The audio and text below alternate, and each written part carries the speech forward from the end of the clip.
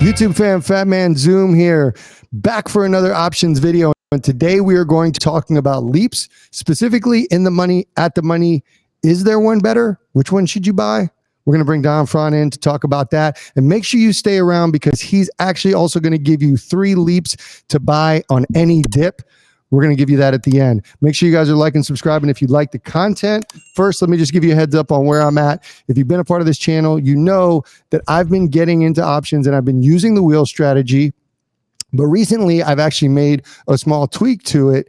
And instead of buying shares, I've actually been buying LEAPS as the first part of the strategy. So new change. But the one thing I wanted to ask Don was, is there a difference between in the money, at the money? So let me bring him in and let's ask him that question. Don Fron from the Don Fron Show. You ready to talk some LEAPS, brother? I am, man. I love this stuff. What's happening?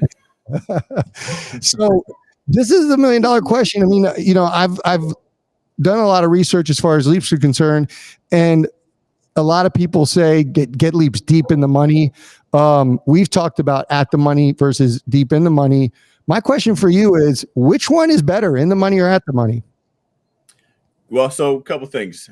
First of all, are you looking to just get in? Or are you looking to do one of the many other strategies? Like what you're doing is actually a poor man's covered call. Better to be deep in the money. But if we're going to talk about LEAPS just in general, right? Because they give you the option to have the same exposure with less capital. The first question you got to ask yourself is, what kind of bullish are you? Are we going to ramp up or are we going to spool up and get some serious growth in there?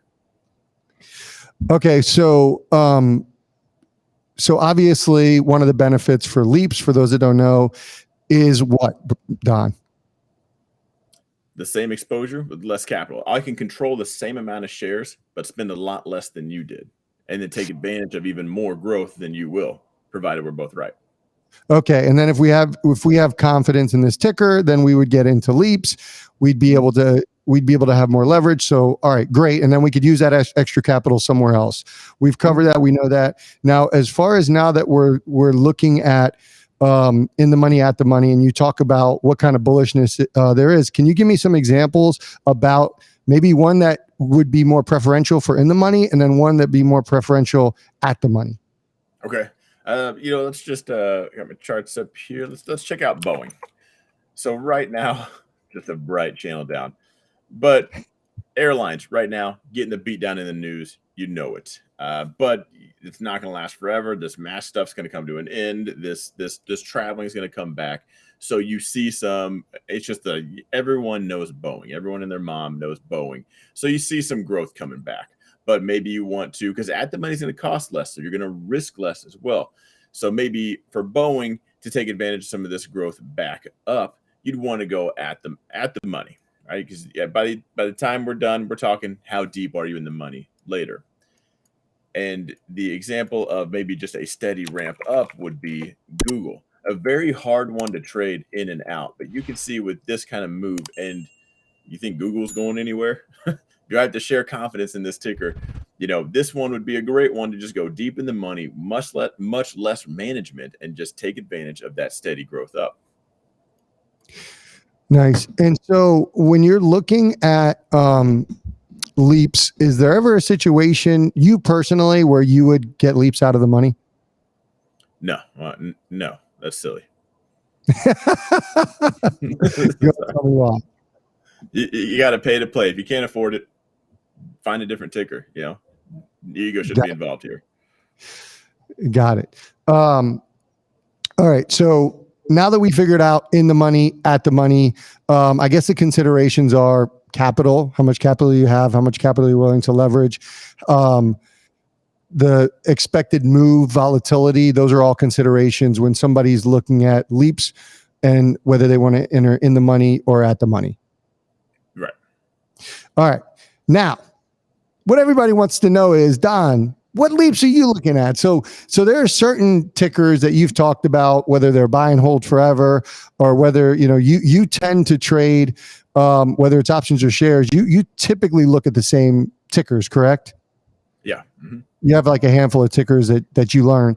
So I wanted you to bring three tickers that LEAPS that you would buy on any dip. So if you found an opportunity, anytime you're watching this video, you would say these leaps would be ones to buy on dips. Which would those be?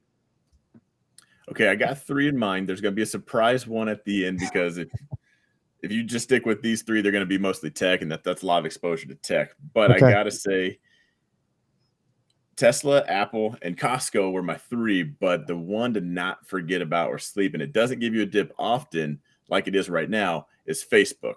But there's just a Mm. lot of that's a lot of exposure in tech doing Tesla, Apple, and Facebook. So the ones I do like more are right now top 3: Tesla, Apple, and Costco. And why don't you give me a little synopsis on what about each of them do you like? Tesla, I love just for even more growth. The cars are cool, but I think we're about to kick off the energy race. This is one I'm in right now. For instance, I bought the other day at the money, 750. So that one cost me 23,000. It was a $23 contract for January of 24, and right now it's almost 30. So right now I'm up. And in a perfect world, it never tags out. I'll manage it in between. I'll put my stop in the green, but plenty of wiggle room. Like my stop will go in the green probably $1,000, and then I will let that do its thing for a while. But this one I see a lot more growth in. So I wanted to go at the money. I could spend less. You still got all those people saying Tesla to 600 and below. So, that's the other side of the coin. I wanted to go right at the money. I think it's a perfect case to go at the money at the time. All right. And then Apple is just the easiest ticker in the world. Warren Buffett would have his whole account in there if it wasn't for rules. Just take advantage of that growth. It's an easy one. Would you rather buy 100 shares of Apple or just go deep in the money and make more money? Like this is the one time I'm telling you, you will spend less and make more, and it's not a scam. You open yourself to, I guess, the same risk, but it just makes sense. Take advantage of it a little bit more. All right. And then the third one, Costco. One not to forget about, that is my alert to actually buy one. This particular one, I might fudge it. Might go right here. That's probably pretty deep in the money. I'll probably look at the 400 just for more volume in there. But when this dips down just a little bit further, I want to go ahead and get that just for what Costco is. It's a beast. It's one I think a lot of portfolios have. I think they'll continue to have. It'll just do awesome in almost every scenario. What scenario does Costco not do well in? So it's a good one for me. I feel confident enough to grab LEAPS. I did have one quick question. If Costco raised their dividend yield, because they do have steady cash flow, they're always on the recession-proof type stocks.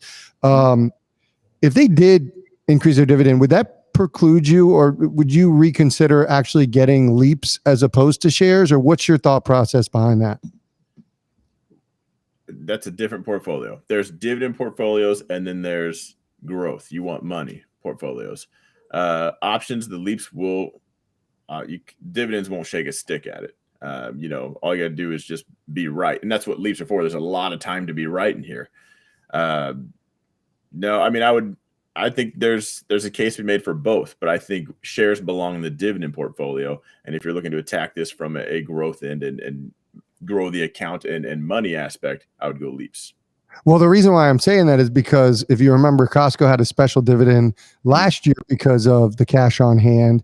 And so I'm just wondering, it's like, as I would classify Costco as a value stock. And so as they increase their dividend, I worry, will that growth actually end up flattening out if they increase it? If they get to a 3% dividend yield, I wonder, do you then miss out? And then maybe it doesn't make sense to even be in LEAPS for Costco is kind of my point. That brings us back to square one. What kind of growth do you see? And how bullish are you? And yeah, a dividend ticker like that, like something like AT&T or something that's just incredibly flat over the years, that's not something you would be seeking out LEAPS for. That's where you would need to manage it. It's not free money from the skies. There is a little bit of management involved, and you still have to ask yourself, what kind of bullish am I in along the way? And or how bullish am I on this? Is the growth stopped? Are we looking to go flat? At that point, yeah, you would want to close. And at that point, I would move to shares and collect the dividend. Yeah. Okay. And then the last one, Facebook, which has been, as of this recording, has really been beaten down, hammered in the news, and thus it actually is, it is not looked great on the chart. But you're saying this is sort of your surprise pick is the Facebook, which talk about a company that has a ton of money and is a growth story, Facebook. Yeah. Now, when you say it does not look great on the chart, let's just do this. We're talking about that. Now, that does not look good if you're in that the past few days, but look at this. And we're going to talk about LEAPS for January of 24. That's the dip buy. That's where you want to be. And do you think right now it will be at 324 by January of 2024?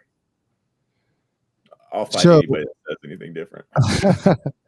Yeah, obviously, I guess, I mean, looking at your downtrend that you have there, I guess my next question becomes, obviously, I would be confident to say by 2024 it'd be above that, but then a stock that's in a downtrend, would you wait? Because it looks like, right now it looks like it could potentially continue going down, looking at your chart. Yeah. So would you wait, or are you like, well, 324, it's going to be above that no matter what? Here's something I do trading across all aspects. I'm about to set my alert right here. If that alert doesn't go off, it probably had another red day. And at that point, I'm just going to move it down. And every red day, I'm going to move it down, because when it finally has a green day and that alert goes off, it's time for me to check things out. At that point, is it starting to turn around? I don't need to buy a leap right here. I can wait for some consolidation and one green candle up. You think it makes a difference buying at 324 or 334? That's the cap. That's all it's going. There's no FOMO here. We're talking about years in the making in this one. We're going to take advantage of a lot of growth.